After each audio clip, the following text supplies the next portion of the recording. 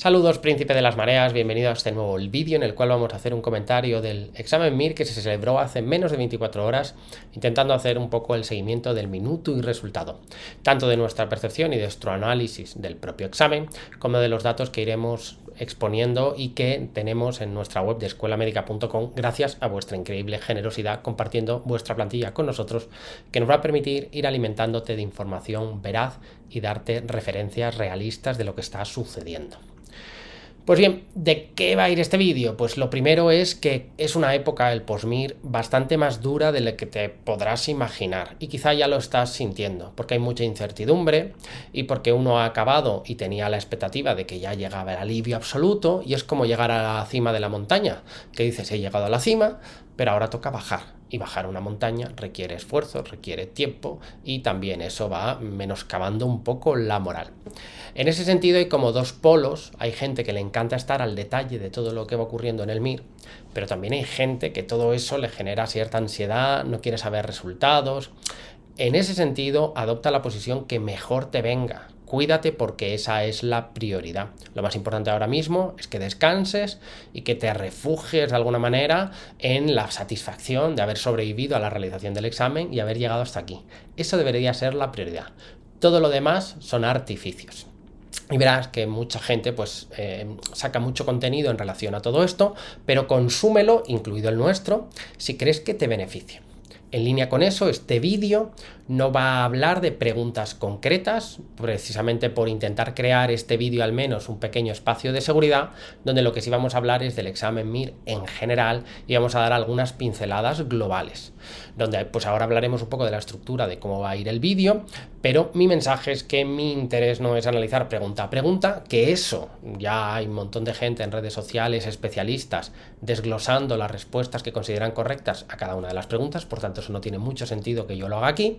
Y también insisto para cuidar a esa gente que realmente pues no tiene ganas de comprobar si se ha acertado o ha fallado. En cualquiera de los casos, y esto es un consejo, que sepas, a mí mismo me pasa, que todos fallamos preguntas fáciles, preguntas que en teoría no sabemos o preguntas que hemos leído mal.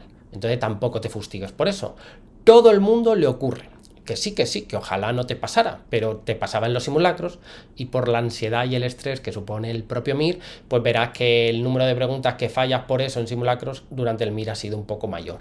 Es totalmente lógico. Toda la preparación que has hecho y todos estos años de trabajo estudiando medicina, lo que pretendían era que acertases el máximo número de preguntas posible, pero sabiendo que fallarías alguna de estas tontas. Por otro lado, estoy seguro, aunque no lo creas, que habrás acertado alguna pregunta sin merecértelo, solamente pues porque ha venido un ángel a iluminarte en ese momento. Entonces, pues bueno, lo comido por lo servido, pero no te fustigues. Nadie acaba el examen y lo mira y ve que ha acertado todo lo que sabía y solo ha fallado cosas que no sabía. Eso no sucede. Por tanto, cuídate, que eso es muy importante, no te fustigues, siéntete satisfecho, satisfecha y orgulloso y orgullosa por el trabajo que has realizado, por haber llegado hasta aquí. Y bueno, pues no me enrollo mucho más, vamos con el vídeo y vamos a ir explicando las distintas partes de las que vamos a ir analizando el examen. Pues analizando el MIR 2026 o 2025-26, pues estos van a ser los 3 puntos que vamos a hablar. Primero vamos a hacer un análisis objetivo de las características del examen. Este aspecto creo que es interesante, sobre todo si estás viendo este vídeo y tu MIR no ha sido este, sino te vas a preparar el siguiente MIR. Este primer apartado para ti es muy importante, porque te vamos a explicar la tendencia de los últimos años y qué ha pasado y eso dibujará la tendencia seguramente del próximo examen MIR. Por tanto, te va a permitir, si te prepares por tu cuenta, saber cómo deberías orientar ese material y si estás en una academia, que tú puedas auditar lo que te propone la academia, que puedas ver el calendario de la academia y decir, pues esto tiene sentido o no, teniendo en cuenta los datos objetivos de cómo ha sido el último examen MIR. Luego hablaremos del calendario de resultados. Esto es muy importante si estás en medio de la vorágine de haber hecho el examen, estás pensando cuándo subir tu plantilla, cómo van a ir las cosas, cómo es esperable que vayan apareciendo los resultados y cuánto de fiables son. Pues en definitiva vamos a dibujar un poco qué es esperable que ocurra en el próximo mes para que tengas expectativas realistas y sepas un poco pues el tablero de juego en el que te vas a ir moviendo. Y finalmente, con los ingredientes anteriores, tanto habiendo hecho el análisis del examen como el calendario de resultados, pues haremos una estimación o una percepción en menos de 24 horas, porque apenas ha pasado el tiempo, para hablarte un poco de lo que creemos que es la dificultad del examen. Empezamos por el análisis de un examen que yo diría que es un examen para el recuerdo. El examen MIR no es que haya sido histórico en nada concreto, pero bueno, ha sido cuanto menos curioso, pues que en el contexto del ahorro, de disminuir el precio por pregunta a los que las hacen, pues también han querido ahorrar incluso en las imágenes y por tanto pues hayan puesto la misma imagen para dos preguntas. Eso ya nos dice mucho. También los errores tipográficos quedarán para el recuerdo. El copia y pega ha llegado a todos los sitios y sorprende que hablando de inteligencia artificial en todos lados, pues al final, pues no sé si es que la IA no es tan lista como parece o realmente que todavía somos más analógicos de lo que pensamos. También es un buen año para haber aprendido que la ocupación con K influye en el manejo biopsicosocial de los pacientes que tienen hernias, o cosas como, no lo sabíamos, que los mojitos los cargaba el diablo y muchas más cosas venían cargados, cosa que nos ha venido bien tener esa percepción. En fin, dificilísimo me parece que aleatoriamente puedan haber dos preguntas de Bedvith Wiedemann y sin embargo las ha habido. En definitiva que el examen tiene su miga y nos ha dejado anécdotas cuanto menos muy interesantes. En términos globales lo vamos a ver, la distribución del examen nos sorprende mucho y vamos a ir viendo pues alguna asignatura que ha predominado más que otra respecto al histórico. Lo primero, y esto es importante, y la fecha no es menor, la elección no es menor, vamos a hacer el análisis de las tendencias utilizando los últimos 10 años del MIR. Pero hay que tener en cuenta que para comparar un examen entre otro, pues el número de preguntas no siempre ha sido el mismo. Hemos venido de años donde había 235, luego bajaron a 185 y ahora estamos en 210 preguntas. ¿Por qué te cuento esto? Porque como voy a comparar con todos estos años, que sepas que hemos corregido todas las características que te vamos a dar, porque claro, ¿qué examen es el más largo de todos? Pues los que tienen más preguntas, pero claro, pero porque tienen más preguntas, habría que corregirlo por número de preguntas. ¿Y cuál tiene más casos clínicos? Y así sucesivamente. Pues todos los datos que te vamos a mostrar es como si en los últimos 10 años todos los exámenes MIR hubieran tenido 210 preguntas, aunque no haya sido así. Precisamente para establecer una tabla rasa comparativa para ver por dónde van las tendencias.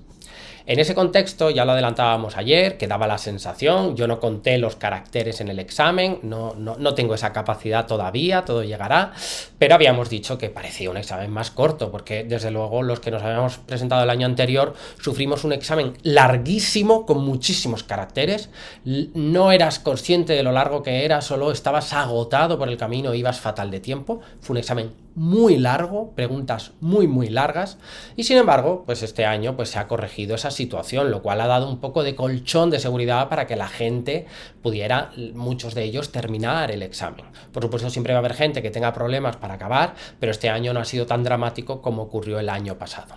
Con lo cual parece que esta tendencia rara, anomalía que vimos el año pasado, no parece que se vaya a repetir y es muy importante si te vas a preparar el próximo MIR o futuros para que lo tengas en cuenta de cara a tu entrenamiento. Sobre el tipo de pregunta, pues los casos clínicos sin imagen se han mantenido en una línea habitual. La mayor parte de preguntas son casos clínicos, te ponen un paciente o una situación clínica concreta o una enfermedad y sus signos y síntomas y por tanto eso se mantiene así. En relación con las imágenes, pues 3/4 de lo mismo, 25 imágenes, en realidad 24 porque una se repitió por cuestiones de evidente cutrez. Aquí vuelvo a sacar el tema de la IA que te construye imágenes de la nada y que no hayan sido capaces de tener 25 imágenes diferentes, pues da un poco que pensar. Y luego tenemos otros dos grupos de preguntas que son minoritarias. Las preguntas negativas es cuando te preguntan lo incierto, lo falso, lo que no ocurre. Si es un caso clínico, lo consideramos caso clínico, aunque sea negativo. Estos serían preguntas que no son caso clínico y cuya respuesta es negativa. Se supone que el examen es de mejor calidad si no hay muchas preguntas negativas. Y bueno, la tendencia es la de los últimos años, porque en el fondo son preguntas que como buscan lo negativo, favorecen que se pueda fallar simplemente que por cuestiones de nerviosismo la hayas podido leer mal.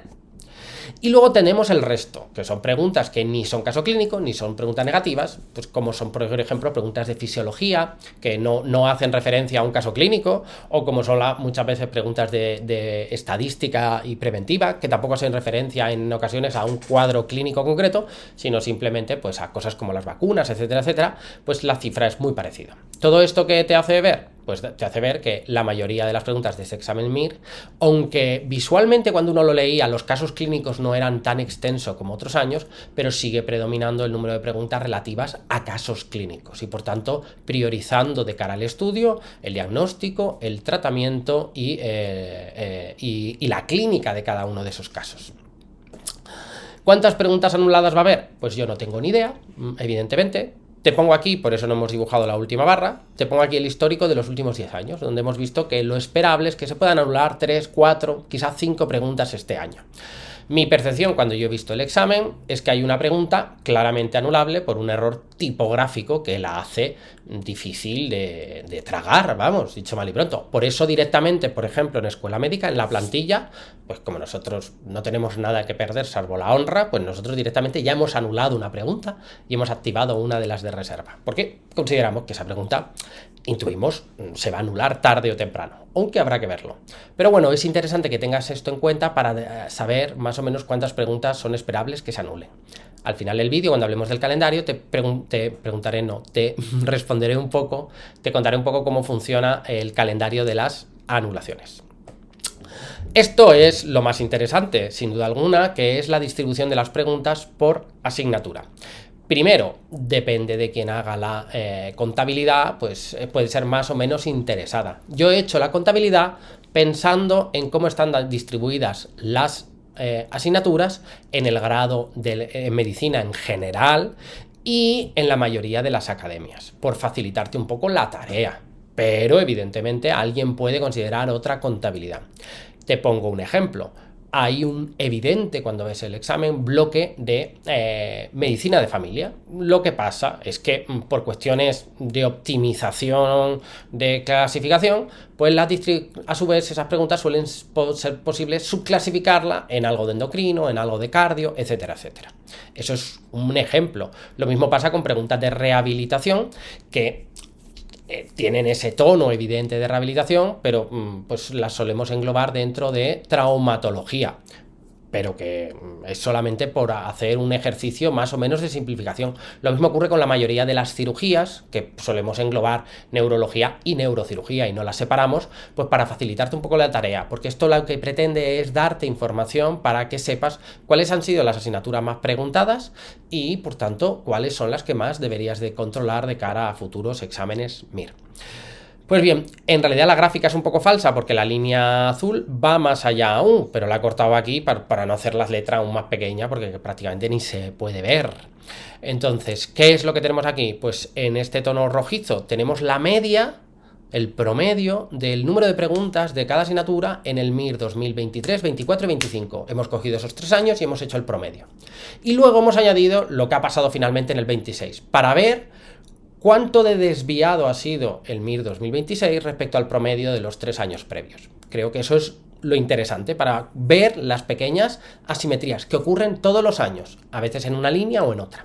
Por eso no es bueno tener una visión de una asignatura concreta, sino de conjunto.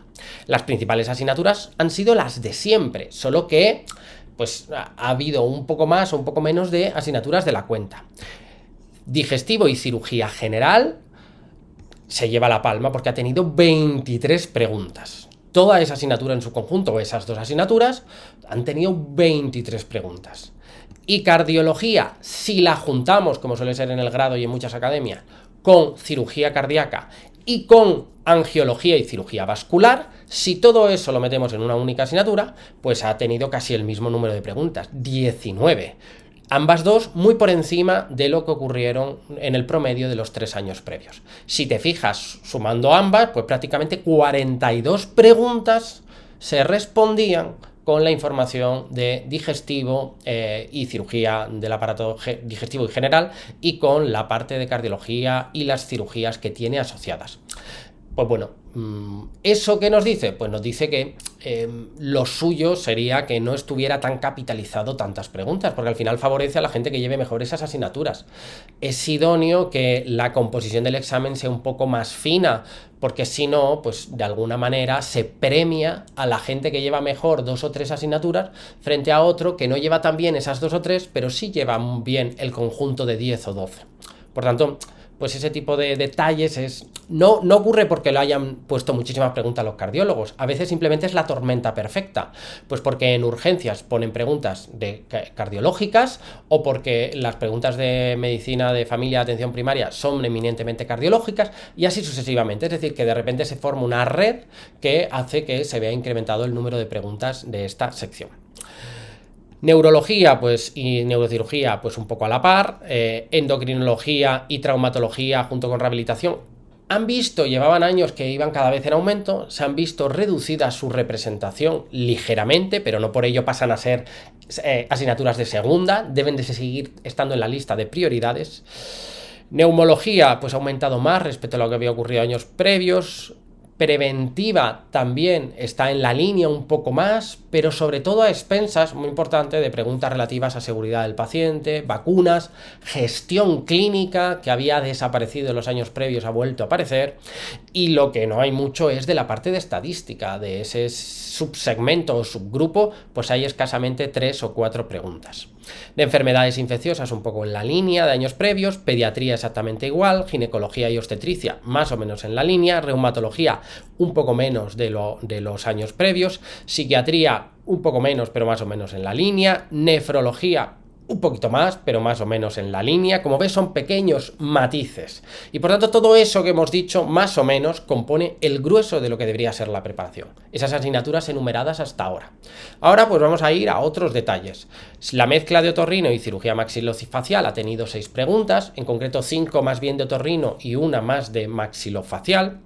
Hematología, que llevaba años de capa caída, pues ha tenido una explosión y ha tenido 9 preguntas, un número mayor al habitual y por tanto fíjate que no debería haber estado estos últimos años entre las asignaturas más importantes. Con estos datos yo sigo pensando lo mismo, debería estar pues un poco a la par con geriatría, oftalmo, derma. Es una asignatura, hematología, y habitualmente hipertrofiada en la mayoría de las academias, y en realidad la tendencia del MIR, aunque este ha sido una excepción, habrá que ver el siguiente, pues es más una situación a la baja, aunque, insisto, este año, lo digo con transparencia, pues contradice mi idea primigenia. Geriatría, pues en la línea, oncología un poco menos de lo esperado. Y si seguimos bajando, pues tenemos dermatología, que sobre todo lo que ha habido son muchas imágenes dermatológicas. Que a lo mejor esta es infecciosa, esta es de pediatría, pero desde luego mucha imagen este año dermatológica. Urología, pues en la línea. Y si seguimos avanzando, pues podemos ver que medicina legal y ética sí que ha crecido, mucha pregunta legal, mucha pregunta de temas de leyes concretas, de temas relacionados con el maltrato, muy interesante también mucha pregunta relacionada con bioética, que lo podríamos englobar dentro de medicina legal. En urgencias, oftalmo, pues ha pasado lo habitual, inmuno menos preguntas de la esperada, paliativos, menos preguntas de lo esperado, y luego pues las demás pues simplemente como anécdota, genética, aunque no hayan sido del bloque de genética, pues yo he visto genes por todos lados, al menos ha sido mi sensación. Anatomía patológica 2 preguntas y del resto pues una pregunta que está un poco o 2 en la línea de lo habitual de los últimos años. Pasamos ahora a hablar del calendario de resultados, y esa parte es muy importante si acabas de hacer el examen MIR. Si has hecho el examen MIR, debes de saber, y esto, insisto, es muy importante que lo tengas en la cabeza, que la plantilla, el ministerio va a decir sus respuestas probablemente el lunes o el martes. Hasta entonces, en este camino, las academias hacen una propuesta de netas, pero la academia en realidad no tiene ni idea de lo que hay que acertar o fallar, y verás que cuando salga la plantilla te cambiarán las netas. Eso es realmente pues porque hay una serie de preguntas que son muy ambiguas y que son difíciles de tomar la decisión. Por tanto, yo no recuerdo ni un solo caso donde una academia haya clavado el resultado. Sí que recuerdo, porque yo tengo alguna cana encima, una época en la que alguna academia decía que con sus manuales se respondía todo, y era pues un poco contradictorio que con sus manuales se respondiera todo y luego fallara en alguna pregunta cuando tocaba corregir el MIR. Eso daba la sensación de que, pues si los autores de esos libros luego corrigen las preguntas y no aciertan todas, pues no debe de ser real. Con esto lo que te intento decir es que no tengas expectativas en ningún caso de que ninguna academia acierte las netas. Las netas que estás viendo ahora mismo pueden variar discretamente, y también que sepas, y que lo sepa la gente que en el futuro va a preparar el MIR, que ningún manual de ninguna academia recoge toda la información, por muy extensos que sean. A veces es hasta contradictorio, cuanto más extenso más te pierdes, pero ni aun siendo extensos, ni con los 2 tomos del Harrison se aciertan todas las preguntas del MIR, pues porque siempre hay escenarios clínicos ambiguos o nivel de dificultad de alguna pregunta tan extremo y tan de nivel especialista que escapa al conocimiento de la medicina general. Por tanto, en esta primera fase, de aquí hasta el lunes, lo que te están dando las academias y escuela médica, donde puedes subir tu plantilla, pues es una estimación de la estimación. Te estiman unas netas y con esas netas te estiman un número de orden. Luego, el lunes saldrá la plantilla provisional, la subirá el ministerio, y en ese momento todos los centros que están dando información sobre números de orden y netas, pues actualizarán su base de datos y podrás ir a chequear qué ha cambiado. En ese momento ya sabremos qué considera el ministerio que es correcto y qué es falso. Y se abrirá un periodo de impugnaciones. Normalmente, si el proceso ha empezado el lunes, suben las plantillas, pues martes, miércoles y jueves es el tiempo válido o hábil para poder llevar a cabo las pertinentes impugnaciones. Entonces la gente impugna de manera telemática, aquellos que tenéis DNI o NIE, y aquellos que no lo tenéis, os han entregado en el examen unas claves para poder a partir de ahora hacer todos estos procedimientos de manera también telemática. Por tanto, ese sistema va a ser totalmente telemático. En esta fase, pues intentaremos darte información a través de lo que hayamos recopilado en Escuela Médica de las preguntas de peor calidad psicométrica y por tanto las que pueden ser mejor o más candidatas a anulación. La mayoría de la gente cree que las anulaciones van por peso y no es así. Este año, además, la comisión que va a elegir, que va a decidir qué se anula y qué no, pues ha cambiado en su mayor parte y por tanto pues puede pasar de todo, sin duda, pero normalmente atiende a un criterio de buscar si en la pregunta hay una opción más correcta o más falsa, por mucho que luego pues haya zonas grises como siempre.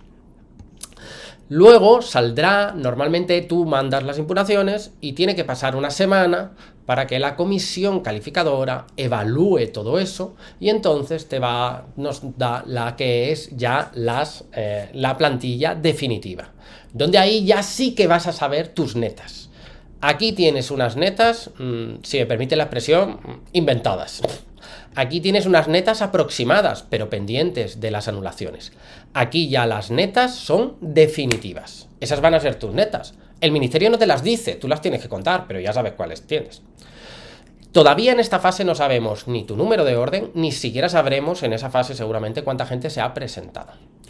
Luego, pasado un tiempo, salen los listados provisionales donde te dan un número de orden provisional, que tú miras que tu baremo y tus netas estén bien, te crees el número de orden que te han dado y se acabó. Y si algo ha fallado, pues presentas la pertinente alegación para que luego te den finalmente los resultados, los listados definitivos donde ya tienes tu número de orden definitivo. Este año, fíjate que baja hacia abajo, los listados provisionales es esperable que se retrasen. Habitualmente, una vez hacia el MIR, en 2-3 semanas teníamos los listados provisionales. Yo creo que este año quizá tarden un mes entero en sacar esos listados y en tener número de orden. ¿Por qué? Pues porque tendrán que corregir todos los exámenes, pero tendrán que resolver los recursos de alzada porque ha presentado examen gente que no ha sido admitida y que finalmente algunos serán admitidos y otros no. Hasta que no resuelvan todo eso, no tiene sentido que saquen los listados provisionales. Sacarán los listados provisionales dando número de orden solo a aquellas personas que finalmente ya son sí que sí admitidas. Por tanto, los trámites se van a alargar un poco más este año, creo, o es lo más probable que pase. Por tanto, desde ayer hasta que salgan esos listados, que de forma genérica vamos a decir un mes, pues toca una época de incertidumbre donde va a ocurrir la estimación, donde las distintas academias y donde ONGs como escuelamédica.com te va a intentar dar una estimación de tu resultado. Pero debes de saber que en esta primera fase la estimación es muy inestable, porque no se saben ni siquiera unas netas aproximadas. Si esto fuese GPS, pues digamos que en esta fase inicial, pues todo lo que te estén dando las academias pues más o menos, tenlo como localización, geolocalización, te dicen el país y la zona, el norte, el sur, como mucho. Cuando ya tengamos tus netas provisionales, que luego vendrán las anulaciones, ahí ya la estimación se vuelve un poco mejor y más sólida. Y podríamos decir que ya ahí por lo menos aciertan en la región o comunidad autónoma del país. Es un poco lo que te intento decir. Y por tanto tenlo en cuenta para protegerte emocionalmente de pequeños vaivenes. Y finalmente, ya cuando sale la plantilla definitiva y todavía hay que esperar a que el ministerio diga cuánta gente se ha presentado al MIR y qué puesto tienes tú, pues toda esa espera, por lo menos ya tenemos las netas definitivas y la estimación se vuelve un poco más sólida. Todo esto, ¿por qué te lo cuento? Porque como puedes ver, es un camino largo. Y esto no quita que tú te pires de vacaciones, te lleves el móvil con tu certificado electrónico, disfrutes de la vida, bla, bla, bla, bla. Porque como estés aquí dándole a actualizar, va a ser un horror. Sin ir más lejos, te lo digo a aquellos que estáis subiendo la plantilla a escuelamedica.com, que sepáis que solo vamos a modificar cosas cuando el ministerio saque cosas. Cuando salga la plantilla, por ejemplo, hoy domingo vamos a cambiar algo, no. Puedes darle a, voy a volver a enviar a ver si me acaba, no va a cambiar nada. Precisamente para evitar, para no alimentar esa sensación de querer tener información y conocimiento, pero que hace que estés encerrado en casa. Cuídate, sal, despéjate, disfruta. Lógico que quieras meter tu plantilla y tener una noción, pero una vez tienes esa noción, pues ve y disfruta de la vida, porque desgraciadamente toca esperar. Y por mucho que le des a actualizar, eso no va a cambiar.